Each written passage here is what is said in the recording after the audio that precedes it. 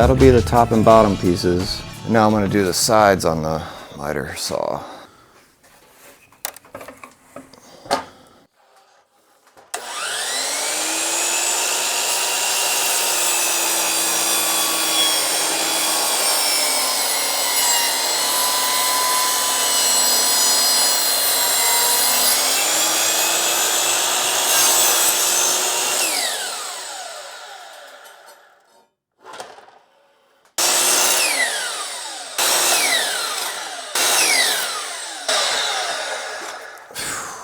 I've been using the same edge of reference for this cut and that cut, and now I'm going to use it for this one as well. So I got to flip my miter saw over. I always forget how to flip it the other way. There we go.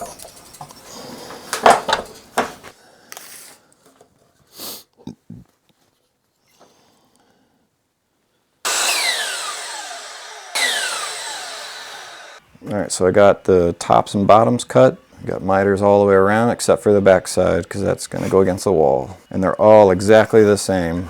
So now I just got to cut the in-between portions. And I'll make this back beveled edge about 1.5 inches. That way it accepts 2x4. The math on this is pretty simple. So if you rip down, I've already ripped this down with a 45-degree bevel on it. From here to here is longer than 3/4, but you don't need to worry about that. You just need to know that this is 3/4 and then this is 3/4. That right angle is a 3/4, 3/4 by 3/4. Who cares what the hypotenuse is? So once you know that, this section is 3/4, you want this to be 1.5 inches, and then over here is 3/4 as well. So the outside face should be 3/4 plus 1.5 inches and 3/4. So that gives you, that's 3 inches. Don't really worry about what's inside here. We can make that 2x4 skinnier if we need to. I just measured on the top, I measured to 3 inches.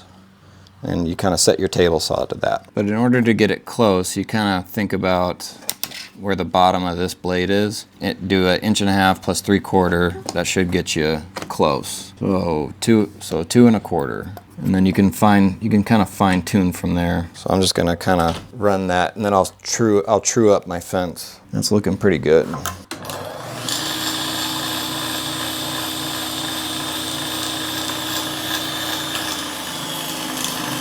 Thing's moving. I never locked it down. Even just from a safety standpoint, I think I need a better fence. Let's give that a shot.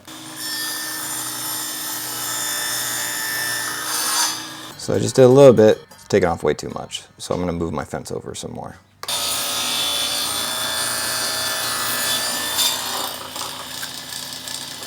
Actually, now that I'm thinking of it, I don't want a shelf that thick, or to like the outside to look like that. I might do something different. Maybe if it was 8 foot long, then yeah, you would want it 3 inches thick. But I want it more like, probably like 2. And I'll have to just figure out the rest later. So I got all my pieces cut. A top, a bottom, a front, and 2 sides for each. I would use tape to do it, to fold them, but I think I can get away with it being this small, I can get away with not doing any sort of tape, and I can just be nice about it and brad nail them together. And I'll be using some PL again. I probably should be using wood glue, but I don't have any at the moment. I'm just making sure there's a nice thin layer on all of it. Yeah, I don't think I need tape. Usually you would use tape to like help you line up the corners, but this should work well enough. Now I just gotta not shoot myself in the hand. Really wish I had a pin nailer. It's pretty good. I do have an idea on how to mount these. That came out pretty good. So like the corners and stuff are not the greatest at the moment, but when I sand them and kind of round the edge over, you won't see that. You might see it a little bit, but not to that extent. But first I'm gonna get some mineral spirits and clean that PL up. Do not lick that.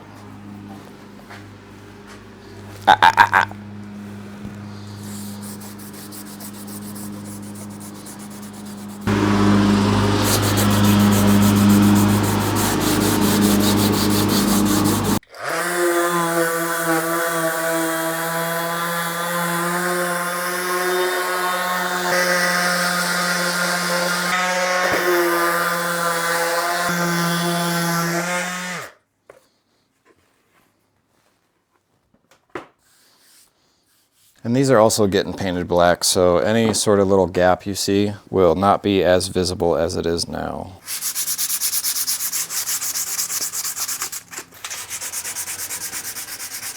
And even just sanding the corners like that helped a bunch. And I'm gonna fill these nail holes with some putty and paint them.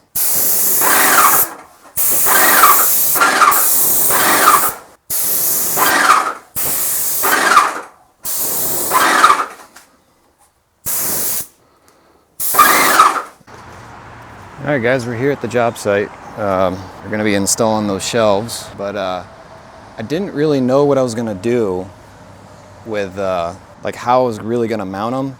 I actually really lucked out, and an idea came to me. I was thinking about taking some all thread. At first I wanted to do like a really fat shelf, that way I could mount a 2x4 to the wall, but I'm not gonna do that anymore. And then like on the way over here I was like, I don't know if the all thread's gonna hold it or not. Like, am I gonna have to put PL glue on there and then it's gonna be permanent? Like, that kind of sucks, because then you'd have to have like a grinder to get it out of the wall if you didn't like those shelves anymore, you wanted to replace them or something. But I think this is gonna work perfect. So I've cut them to size, but I also cut a groove in there, or I shaved down the threads on one side, and it fits perfect in there. So, I mean, perfect. There's not much slop. I think what's gonna happen when I put this in the wall, I can bend it to where it'll be level, and then I think once you start putting weight on top of this, the all thread is gonna bite into the wood, and you're not gonna be able to pull it off the wall. It's not really gonna go anywhere, because it's on one, you know, when you put it in there, make sure that the threads are up and that this is down. And that's probably the cheapest hardware for a floating shelf I've ever come across. I mean, online, they sell you so much stuff. Like, and it gets into like the hundreds, and like, then they sell you the special tools required to route out the back of a shelf and all that craziness. But this is gonna work perfect. And I actually got lucky a second time, and there's studs perfectly in the wall. I didn't really know I was gonna do these shelves until last minute. If I knew they were gonna be there, I probably would have blocked for them. That way I didn't have to worry about this. But I lucked out, and there's two studs perfectly like on either side of this shelf. So I'll show you how I'm grinding these down.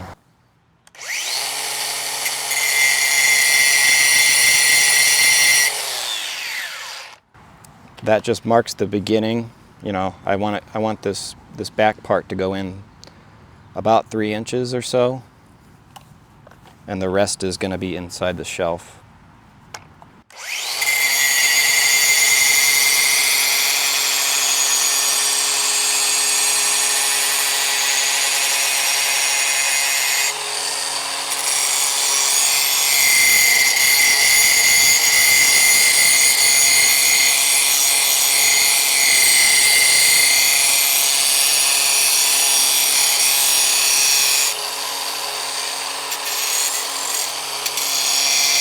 And then just stop every now and again to check to see if that's gonna fit. And it fits. Perfect. See if it even. Yep. Awesome. Alright, so we're gonna mount these shelves above this toilet. And Google says you want about 24 inches of clearance. I've already got my line marked. I got my studs marked there and there. I mean, talk about lucky. I mean, it matches up perfectly. I couldn't have got any luckier. But I do know that there's a water line right here, so I gotta be careful of that.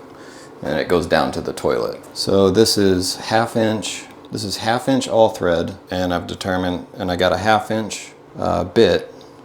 I do need to mark this bit so I don't drill completely through the wall. And I tested it on this piece, and it threads in there pretty nice. Like, it's a little sloppy, but that's only because it's through a 3/4 inch piece of wood. I'm not overly concerned about these holes being straight up and down or left and right, I can bend the all thread up and down if I need to. Left and right doesn't matter all that much really. So I got my drill bit marked. It's right at about 3.5 to the tip of this, which is okay because your wall thickness is 3.5 plus a 1/2 inch plus a 1/2 inch of drywall. So it'll get just to the other side of the drywall and stop there. And I measured about 3 inches of that all thread and then started to cut off the threads on one side.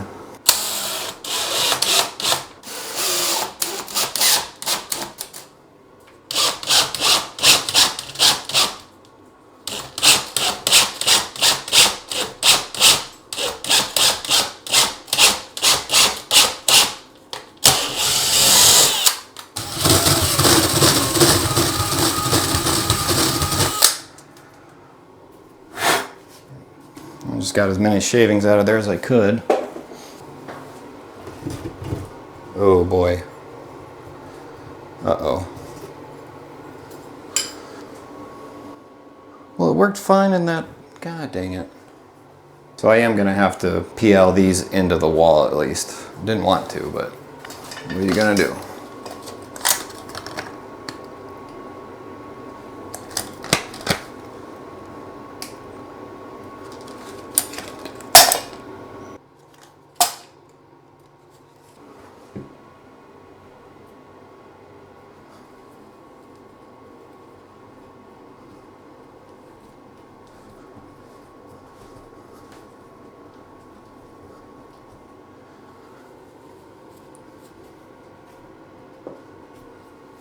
So I think it's actually biting back there a little bit, which helps because I need these to be level. And again, I want that part on the bottom to lay down.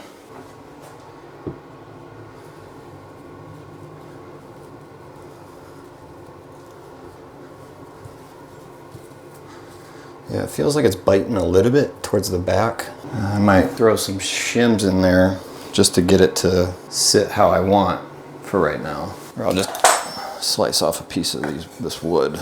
Yeah, I'm gonna just put a piece of wood on the bottom so that it kind of sits up a little. I need two. I'm just like cutting the corners off of there, and that's my shim. That looks pretty good. I think that's gonna work. I mean, granted, I'm gonna have to wait for the PL to set, but too much, way too much. Let's tilt it back a little more. Take it completely out. Oh, too much. It's tilted just a little bit back, but I'm gonna leave it like that, and I'll cut that off once it's dry. All right. Now I'm just gonna leave them. That PL will harden in there, and I'll do better on the next shelf. I'll get a smaller drill bit. Yep, should have done that the first time. And a trick you can do, I think. Yep.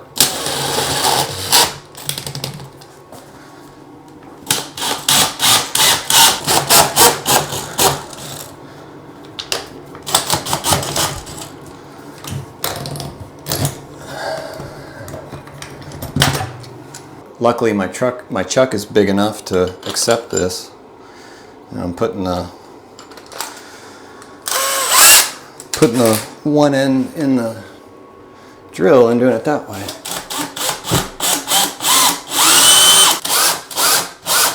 Alright, yeah, that's the play.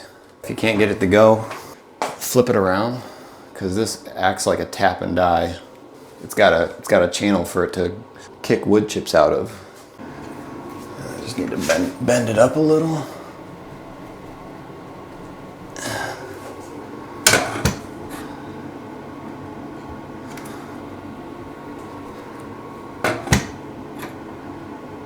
Looks good.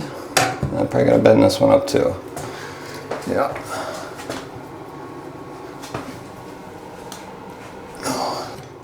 That's good. So let's see if this shelf works. I think it will.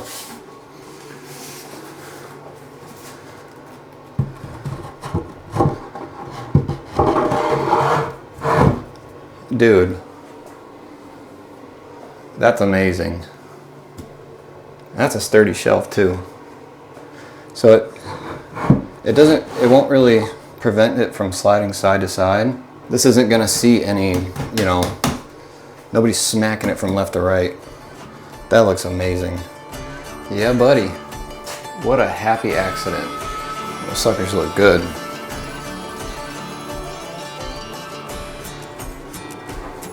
A little bit of a close-up.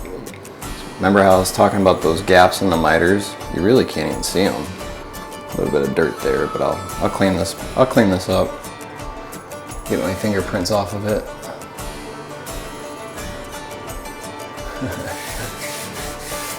That's just fingerprints. And they sit nice and tight to the wall too. I mean, push him back a little. But again, you put stuff on here and you can't, I can't. I'm putting my hand up here, pushing down a little bit and trying to, it's not coming off. Those threads are working. So the key with those is make sure your slot for your shelf is 1/2 inch, and then get 5/16 all thread. Use a 3/8 drill bit to drill into your studs, and then cut one side of the threads off of the all thread, and that should do it. But yeah,